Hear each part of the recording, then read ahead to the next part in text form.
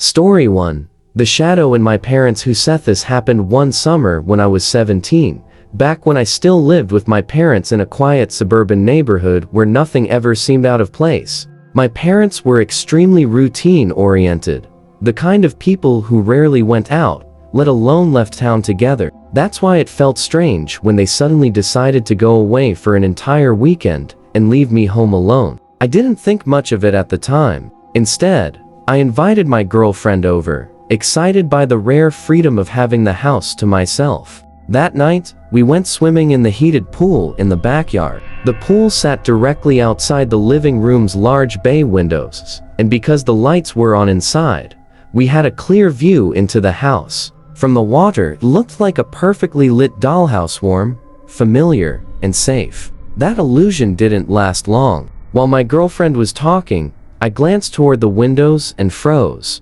On the far living room wall, I saw a shadow moving slowly across the surface. It wasn't random or flickering, it moved like a person walking deeper into the house. My heart dropped. I whispered to my girlfriend that we needed to get out of the pool immediately. I hid her in the pool house and went inside alone, gripping a kitchen knife. The house felt wrong. A chair was pulled out in the dining room. A coffee mug sat on the counter that neither of us had used. A picture frame hung crooked on the wall. It felt like someone had been there recently, but not like a typical burglar. I called the police. They searched the entire house and found nothing. No forced entry, no open windows, no explanation. We locked ourselves in the bedroom for the night. Around a.m., I woke up to the sound of footsteps upstairs. Moments later, the front door stood wide open. By morning, every kitchen knife in the house was gone. To this day, I don't know how anyone got inside or where they hid while the police searched the house.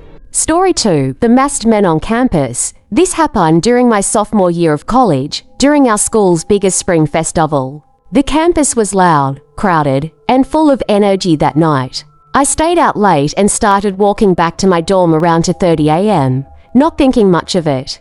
The area surrounding campus was suburban and quiet. Nothing about it felt dangerous. When I swiped into my dorm building, I noticed someone sitting in the lounge. At first, it didn't seem strange.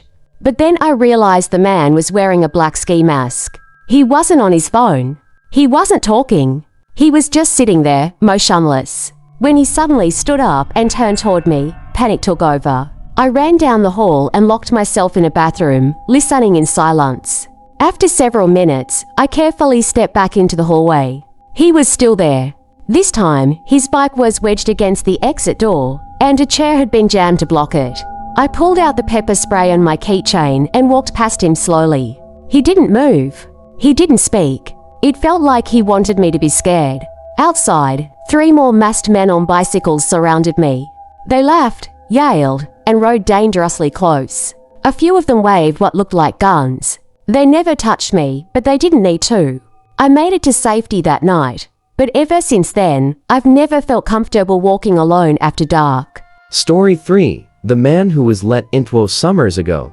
I attended a party at my girlfriend's house in an upscale suburban neighborhood. Her parents were out of town, and the house was packed with people, music blasting, drinks flowing, doors left unlocked. At one point, I stepped outside to get some air and noticed a man standing at the edge of the property under a streetlight. When I approached him, he asked if my girlfriend's parents were home using their names. That alone set off alarm bells. Later in the night, I heard the front doorbell ring. That was strange, because guests had been instructed to use the back entrance. An extremely drunk guest admitted she had let an older man inside, claiming he was a family friend. Upstairs, I found my girlfriend's parents' bedroom completely ransacked.